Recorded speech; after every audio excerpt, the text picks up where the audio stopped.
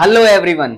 हमने hyper parathyroidism और hypoparathyroidism को डिटेल में डिस्कस कर लिया है। लेक्चर अवेलेबल है यूट्यूब से, आप ले सकते हो।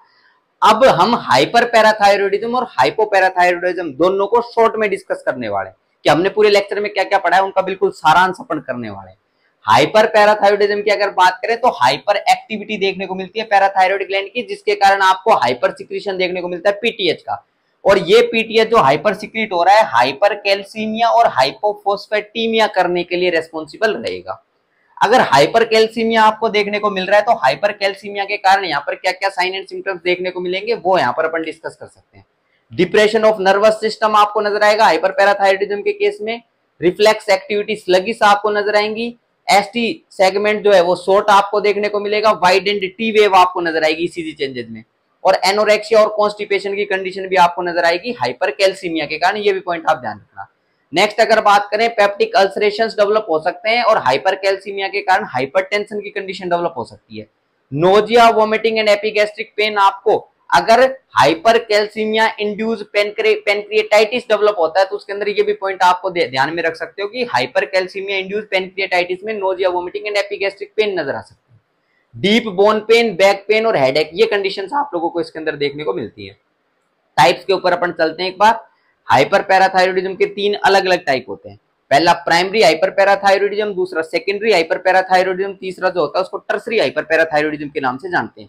प्राइमरी हाइपर पैराथायरॉयडिज्म एक ऐसी कंडीशन है जिसमें मेन समस्या किसके अंदर, पैराथायरॉयड ग्लैंड के अंदर मेन समस्या देखने को मिलती है। और इसमें अपन ने एक कोज लिख रखा है, that is parathyroid adenoma. Parathyroid adenoma का मतलब होता है एक पर्टिकुलर ग्लैंड में ट्यूमर का फॉर्मेशन हो गया है। और मेनली जो ऑक्सीफिल सेल्स होती हैं, ऑक्सीफिल सेल्स, उसमें ट्यूमर का फॉर्मेशन आपको देखने को मिलता है। अगर अपन बात करें कितने, मतलब इसकी पैराथायरॉयड एडिनोमा को भी अगर पैथोलॉजी लैब के अंदर देखें तो 5 ग्राम से, अगर आपको 5 ग्राम या 5 ग्राम से ज्यादा देखने को मिल रहा है, येलो ब्राउन कलर का नजर आ रहा है, एनकैप्सुलेटेड आपको नजर आ रहा है, कैप्सूल के अंदर प्रेजेंट है, डायमीटर इसका 5 सेंटीमीटर से कम, ओवॉइड शेप आपको देखने को मिल रही है, तो ये क्या कर सकता है, प्राइमरी हाइपर पैराथायरॉयडिज्म के लिए रेस्पॉन्सिबल हो सकता है। प्राइमरी हाइपर पैराथायरॉयडिज्म में हाइपर कैल्सीमिया की कंडीशन, हाइपर कैल्सीयूरिया की कंडीशन और हाइपोफॉस्फेटीमिया की कंडीशन आपको नजर आएगी। और हाइपर कैल्सीयूरिया अगर नजर आ रहा है इसके अंदर तो रीनल कैलकुलाई की कंडीशंस आपको देखने को मिल सकती है। और रीनल कैलकुलाई अगर बनते हैं या रीनल स्टोन अगर बनते हैं तो उस कंडीशन में रिपीटेड यूरिनरी ट्रैक्ट इंफेक्शंस होने की संभावनाएं ज्यादा हो सकती है। नेक्स्ट पॉइंट के ऊपर चले, सेकेंडरी हाइपर पैराथायरॉयडिज्म की अगर बात करें तो सेकेंडरी हाइपर पैराथायरॉयडिज्म में आपको पैराथायरॉयड ग्लैंड की हाइपरट्रोफी देखने को मिले। और क्यों देखने को मिले, as a compensated response of hypocalcemia, मतलब बॉडी के अंदर एक ऐसी कंडीशन डेवलप हो चुकी थी जिसमें हाइपोकैल्सीमिया की कंडीशन थी, लंबे समय से हाइपोकैल्सीमिया हो रखा था, ठीक है। और वो हाइपोकैल्सीमिया हो रखा था, लेकिन अब उस हाइपोकैल्सीमिया के रेस्पॉन्स में बॉडी में क्या डेवलप हो गया, hypertrophy of parathyroid gland. Body ने एज ए कंपनसेटेड रेस्पॉन्स क्या कर दिया, पैराथायरॉयड ग्लैंड की हाइपरट्रोफी करवा दी। उसके कारण particular secondary hyper parathyroidism develop हो सकता है। और सेकेंडरी हाइपर पैराथायरॉयडिज्म में ये जो हाइपोकैल्सीमिया जो आपको डेवलप, हाइपोकैल्सीमिया के कारण ये डेवलप हुआ है, हाइपोकैल्सीमिया के क्या क्या कॉजेज हो सकते हैं, एक पॉइंट डिस्कस कर सकते हो, that is chronic renal failure. Chronic renal failure, vitamin D deficiency भी हाइपोकैल्सीमिया के लिए रेस्पॉन्सिबल होगी, रिकेट्स भी हाइपोकैल्सीमिया के लिए रेस्पॉन्सिबल होगा, ऑस्टियोमलेशिया जैसी कंडीशन, या फिर माल एब्जॉर्प्शन देखने को मिले इंटेस्टाइन से आपको कैल्शियम और विटामिन डी का, वो सेकेंडरी हाइपर पैराथायरॉयडिज्म करने के लिए रेस्पॉन्सिबल रहेगा।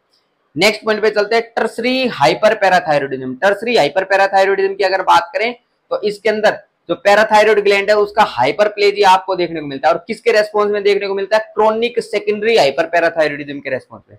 मतलब किसी पर्टिकुलर पर्सन को सेकेंडरी हाइपर पैराथायरॉयडिज्म था और सेकेंडरी हाइपर पैराथायरॉयडिज्म के रेस्पॉन्स के अंदर क्या देखने को मिले, हाइपरप्लेजिया देखने को मिले, तो उसको अपन टर्सरी हाइपर पैराथायरॉयडिज्म के नाम से जानेंगे।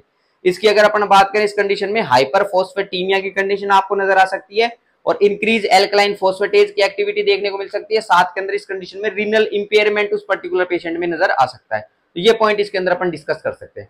साइन एंड सिम्टम्स में अपन ने हाइपरकैल्सीमिया से रिलेटेड ये सारे के सारे साइन एंड सिम्टम्स अपन ने डिस्कस कर दिए। कुछ अदर इफेक्ट्स जो आपको देखने को मिलते हैं उन पे चलते हैं। बोन पेन आपको इस कंडीशन के अंदर देखने को मिल सकता है और बोन पेन भी देखने को मिलेगा, साथ के अंदर बोन डिजीज आपको देखने को मिलती है, जैसे ऑस्टियोपोरोसिस आपको देखने को मिली, अरे बात समझ, साथ में पैथोलॉजिकल फ्रैक्चर्स की कंडीशन आपको देखने को मिलती है। नेक्स्ट ओस्टाइटिस फाइब्रोसा सिस्टिका, जिसको ब्राउन ट्यूमर नाम से अपन जानते हैं, वो भी हाइपर पैराथायरॉयडिज्म में हाइपरकैल्सीमिया के जो इफेक्ट आपको देखने को मिल रहा है उसके कारण नजर आ सकती है। कैल्शियम एंड फॉस्फेट के क्रिस्टल्स पर्टिकुलर डिफरेंट ऑर्गन्स में डिपॉजिट हो सकते हैं, जैसे कि किडनी हो गई, थायराइड ग्लैंड हो गई, एल्वलाई हो गई, जीआईटी म्यूकोसा हो गई, वहां पर ये आप लोगों को देखने को मिल सकते हैं कैल्शियम एंड फॉस्फेट के क्रिस्टल्स। नेक्स्ट अगर बात करें इस कंडीशन के अंदर मैनेजमेंट अपन क्या क्या करने वाले हैं, मैनेजमेंट की अगर बात करें अपन बिसफॉस्फोनेट्स का इसमें इस्तेमाल करते हैं, और बिसफॉस्फोनेट्स की अगर बात करें एलेंड्रोनेट और रेजिड्रोनेट, इनका अपन क्या करते हैं इसके अंदर इस्तेमाल करते हैं। तो बिसफॉस्फोनेट्स में एलेंड्रोनेट, रेजिड्रोनेट। नेक्स्ट कैल्सिटोनिन का अपन इस्तेमाल करते हैं। लूप डायूरेटिक्स, लूप डायूरेटिक्स की अगर बात करें तो सोडियम पोटेशियम 2 क्लोराइड को ट्रांसपोर्टर जो होता है उसको क्या करती है, ब्लॉक करती है, उनका इस्तेमाल अपन करते हैं। आ रही बात समझ में? ये अपन लूप डायूरेटिक्स का भी इसमें इस्तेमाल कर लेते हैं। और आईवी फ्लूइड्स अपने को हाइड्रेशन को मेंटेन करने के लिए अपन इस्तेमाल करना ही है। सर्जरी के तौर पर पैराथायरॉयडेक्टोमी अपने को करनी है। पैराथायरॉयडेक्टोमी का मतलब होता है surgical removal of parathyroid gland. साथ में अपन पैराथायरॉयड टिश्यू का ऑटो ट्रांसप्लांटेशन भी करते हैं स्टेनोक्लीडोमास्टोइड मसल के अंदर।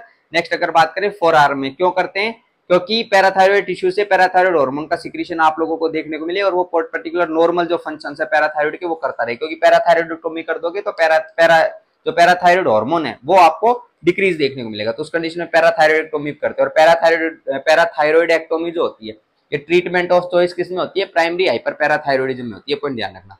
नर्सिंग रेस्पॉन्सिबिलिटी की अगर इधर बात करें तो जो फ्रैक्चर्स वगैरह की कंडीशन हो सकती है उनको क्या करना है? एसेस करना है, इसके अंदर देखना है। कार्डियक फंक्शन को क्या करना है? मॉनिटर करना है। क्योंकि इसकी अगर इस कंडीशन की अगर बात करें, इधर एसटी सेगमेंट शॉर्ट आपको देखने को मिलता है, वाइड एंड टी वेव देखने को मिलती है। या हाइपर पैराथायरॉयडिज्म की कंडीशन में हाइपर कैल्सीमिया के कारण हार्ट ब्लॉक की कंडीशंस भी पर्टिकुलर आपको देखने को मिल सकती है। तो कार्डियक फंक्शंस को मॉनिटर करना है। कैल्शियम और विटामिन डी सप्लीमेंट्स अपने को यूज करने हैं। सनस्क्रीन को क्या करना है? अवॉइड करना है। क्यों? क्योंकि सनस्क्रीन अगर लगा लेगा पर्सन तो विटामिन डी जो है, विटामिन डी का फॉर्मेशन नहीं होगा क्योंकि सनलाइट का एक्सपोजर नहीं होगा। विटामिन डी के सिंथेसिस के लिए सनलाइट का एक्सपोजर चाहिए स्किन के ऊपर, तो इसीलिए पर्टिकुलर सनस्क्रीन क्रीम जो होती है इनको क्या करना है? अवॉइड करना है। हाई फाइबर डाइट देंगे क्योंकि इस पर्टिकुलर पर्सन में कॉन्स्टिपेशन डेवलप होता है। क्या डेवलप होता है? एज ए क्लिनिकल मैनिफेस्टेशन, ध्यान रखना, इस पर्टिकुलर पेशेंट के अंदर कॉन्स्टिपेशन डेवलप होता है, तो इस कॉन्स्टिपेशन के लिए हाई फाइबर डाइट देते हैं। वाइटल साइंस को मॉनिटर करना है। आईओ चार्ट को क्या करना है? मॉनिटर करना है। ये पॉइंट इसके अंदर ध्यान रख सकते हो।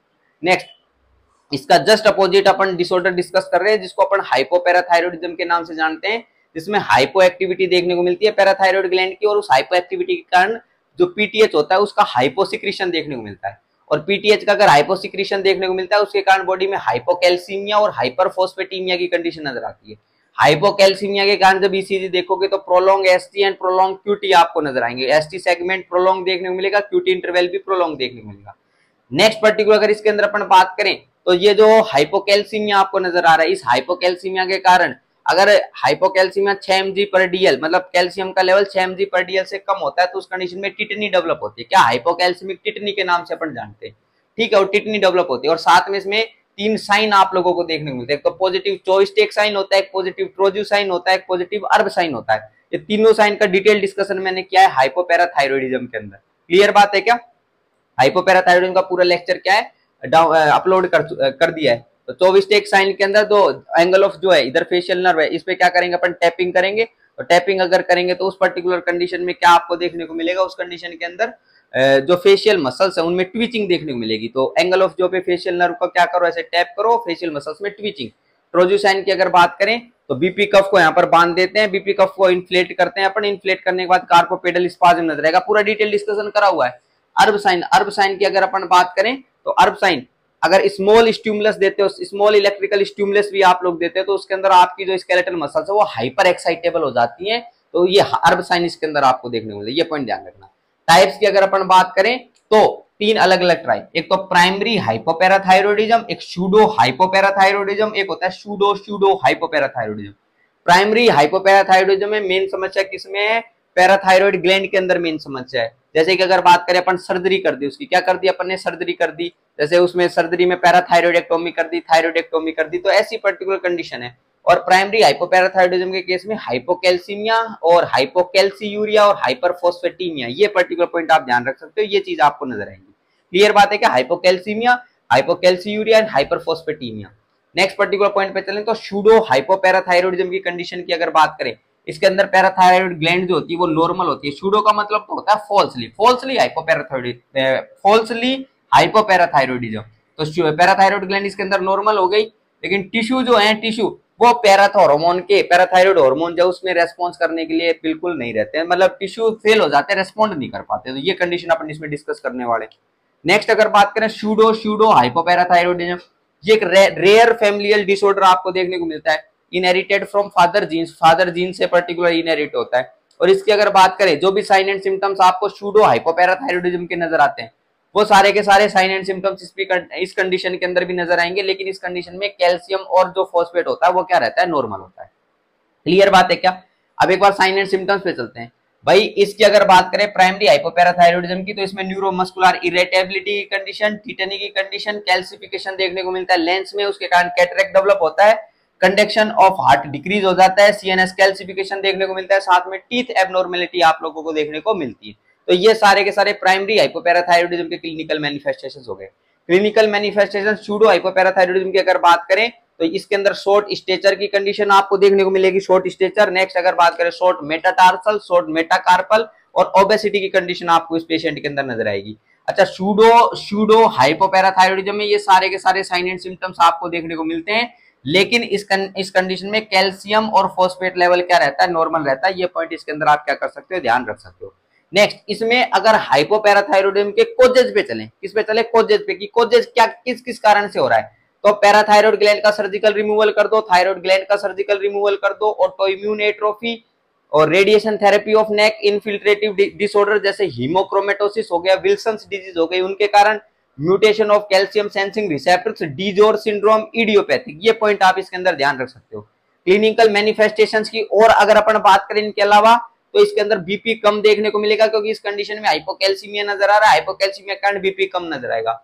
पेनफुल मसल स्पाज्म देखने को मिलेंगे, ट्विचिंग नजर आएगी, मसल स्टिफनेस, क्रैम्प्स जो एक्सट्रीमिटीज होती हैं लेग्स वगैरह उसमें भी नजर आएंगे, एब्डोमिनल क्रैम्प्स भी आपको देखने को मिलेंगे, वीकनेस एंड फटीग नजर आ सकता है। लेरिंजोस्पाज्म की कंडीशन सीवियर केसेज के अंदर, किसमें, सीवियर केसेज ऑफ हाइपोकैल्सीमिया के अंदर आपको नजर आएगा लेरिंजोस्पाज्म। और लेरिंजोस्पाज्म अगर नजर हुआ है तो उस कंडीशन में डिस्निया आपको देखने को मिलेगा, सांस लेने के अंदर समस्या देखने को मिलेगी, और साथ के अंदर एबनॉर्मल ब्रीथिंग साउंड जिसको स्ट्राइडर नाम से अपन जानते हैं वो देखने को मिलेगा।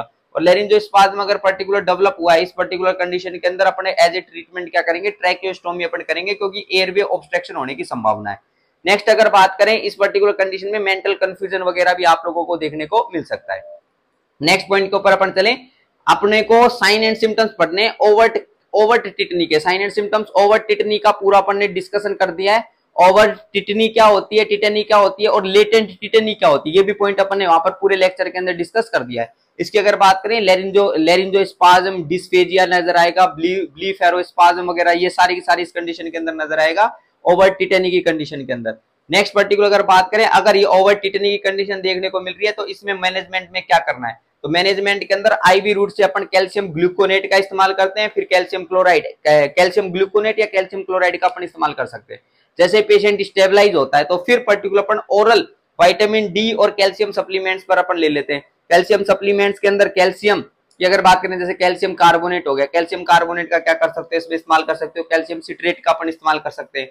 कैल्शियम डाइट को इस पर्टिकुलर पेशेंट के अंदर बढ़ा देनी है, क्या बढ़ा देनी है, कैल्शियम डाइट को बढ़ा देना है, और फोस्फेट डाइट को क्या कर देना है, कम कर देना है। ये अपन किसके मैनेजमेंट कर रहे हैं, ओवर टिटनी का मैनेजमेंट कर रहे हैं। ओवर टिटनी के मैनेजमेंट में आईवी कैल्शियम ग्लूकोनेट और आईवी रूट से कैल्शियम क्लोराइड देते हैं। जैसे पेशेंट स्टेबलाइज होता है तो कैल्शियम के ओरल सप्लीमेंट्स अपन क्या कर देते, स्टार्ट कर देते। लेकिन फिर अगर बात करें तो नॉर्मल अगर बात करें तो कैल्शियम डाइट को बढ़ाना है, फॉस्फेट डाइट को कम करना है। अगर फॉस्फेट डाइट को कम करना है तो फॉस्फोरस वाली जो चीजें उनको कम करना पड़ेगा। तो मिल्क को, चीज को और जो एग योक होता है उसको अवॉइड करो। इनिशिएट सीजर प्रिकॉशंस कर सकते हैं, ये पॉइंट इसके अंदर आप ध्यान रख सकते हो। नेक्स्ट, अपन नहीं चाहते फॉस्फोरस का रीएब्जॉर्प्शन हो, इसलिए अपन फॉस्फेट बाइंडर्स का अपन इस्तेमाल कर लेते हैं। फॉस्फेट बाइंडर्स का अपन इस्तेमाल कर लेते हैं। फॉस्फेट बाइंडर्स इंटेस्टाइन से एब्जॉर्प्शन को क्या करते हैं, नहीं होने देंगे। किसके एब्जॉर्प्शन को नहीं होने देंगे, वो फॉस्फोरस के एब्जॉर्प्शन को।